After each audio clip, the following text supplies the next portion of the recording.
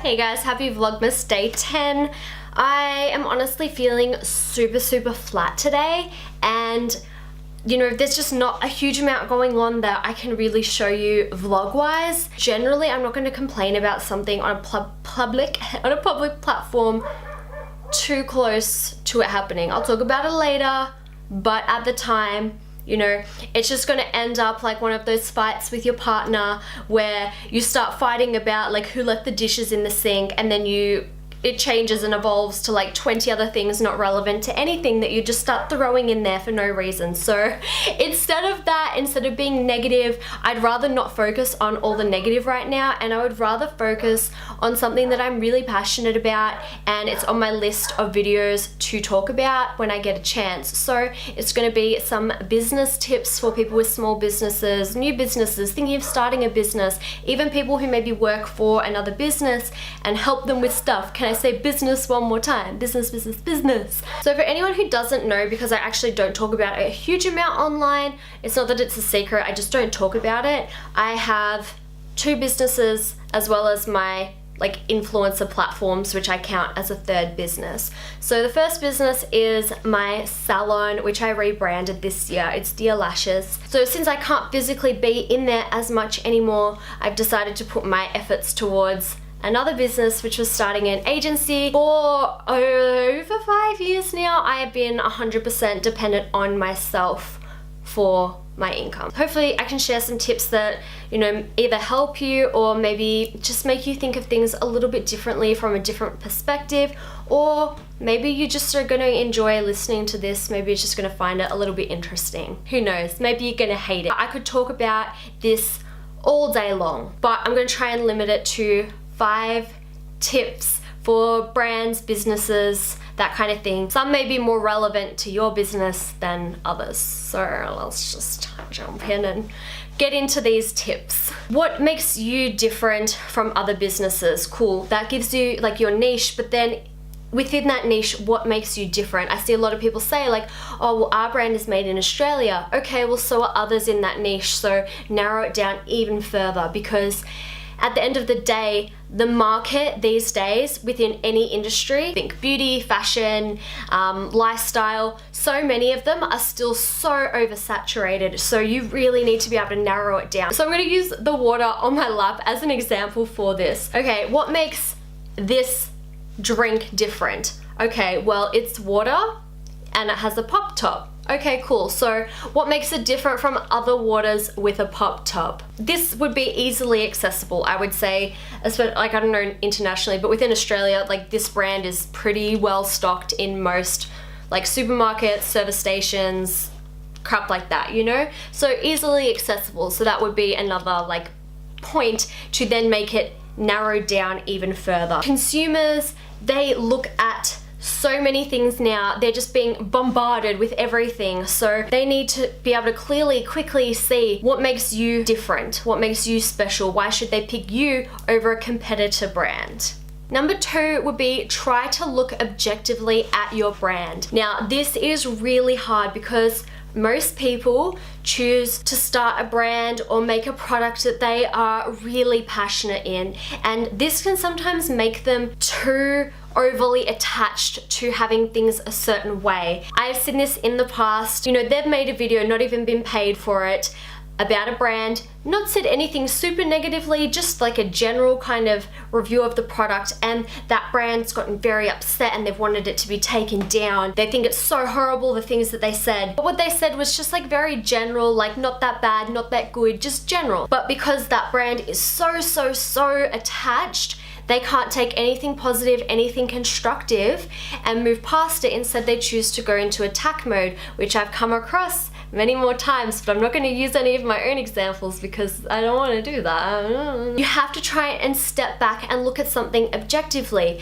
Now, if someone doesn't like one of your products, don't attack them. If they don't like your business idea, don't attack them. If something isn't working, don't keep trying to push that. Try and step back and talk to people who are within your target market, target audience, and ask them. You really do need to step back sometimes and realize that not everything is a personal attack. It's just like hate comments on YouTube. Not all of them are actually mean. Now they are mean, but they're not trying to be mean. They're just haven't explained themselves in the right way. Try not to overreact to certain things, and it can be really hard when it's something that you're so passionate about, but you have to try and step back, get other people's advice, get other people's opinions. So for example, sometimes Adam will give me advice and I don't always think that it's a good idea. I won't always agree with it, but for a lot of things I do still come up with some other ideas and other ways to approach things. I'm gonna move on from this point because I could ramble all day. Number 3 is don't procrastinate. So I see a lot of procrastination. Obviously you want to know where you're going, what you're doing. You want to have steps in place before you launch, but there is a fine line between planning and procrastinating. Look and see what can you do before you launch, and you need to start getting hype. And most businesses aren't going to take off on launch day. Maybe you will, and maybe you'll be lucky, but most aren't going to take off on launch day. So there are things that you can do, and you can, for example, like pre-orders, you know, get your first 1 or 2 things ready, really master them. You don't need to necessarily launch with like 10 things. Launch and add to it. This is really hard because it makes me sound like just do what you want. No, that's not it. Research, plan, but don't drag it out, because a lot of people do drag it out more than is necessary, and it's because they're scared of failure. You don't want to be scared of failure. Like if you fail, you fail. Be prepared to know what happens next. What can you do if XYZ doesn't work? But don't put off doing something because you're scared of failing, because you know you've already failed if you've never tried. So number 4/number 1 to do with the influencers is don't talk down to them. If you're choosing people who you really think are going to add value to your business and you can't afford them, don't say, I don't want to pay that because you only have this many people. That's rude. That is very, very rude. And even if you offer money to that person later down the track, you talk them down, so they're not going to respect you. That they're just already going to think less of you because you don't value them. Now, a lot of people understand that businesses have all kinds of budgets. So just say it. Say, honestly, all I can afford is this. Now, if they say they can't work within that budget, that is fine. They have the right to do that. Don't push it. Don't talk them down more, because it's just going to be doing more damage than good, because this gets around. I've had many people tell me about all the kinds of brands and all the brands that have been really rude to them, and it puts me off wanting to work with them. Don't do that. Just tell them, be honest and upfront. And if they say, look, I can't do it, that's fine. You know what? If you're nice and polite to them, they might be able to recommend someone who could. Now, obviously within my agency, I can recommend, you know, someone else at a lesser budget because we've got people of all different sizes. But even if you're talking to someone, an individual, they probably have other friends within the industry who they can recommend of all different sizes. So, oh great, you know, well, I can't do it for that much money, but you know, this person would be a great choice. Why don't you try them? I can guarantee you that your business is going to get so much further by being nice and kind to influencers as well as their agents. Just FYI, treat them with value even if you can't afford a huge amount. Be honest, be open and upfront, and they're going to want to help you. I would rather support brands who are nice people, whose products I love and who have like really good work ethic and speak nicely to others. That they're the ones who I want to support, and I'm going to keep coming back to work with them. It's so important that you treat your influencers with respect. And I've been asked before by other people, they say, oh, I've seen you work with this brand. Are they good to work with? And I'm gonna tell them, I'll be like, yeah, no, they were really great. They were really nice to work with. And if they weren't, they're gonna know. I'll say XYZ. I'll tell people the truth if I don't think that they were like a brand that I would work with again. It's really important. I don't think a lot of brands realize how important that actually is. And then lastly is, again, related to influencers, but if there's someone that you want to work with and they want to work with you too, but not on your specific idea, it's really important to trust them. Now, this isn't always the case. Sometimes they might be wrong, sometimes they might be taking advantage.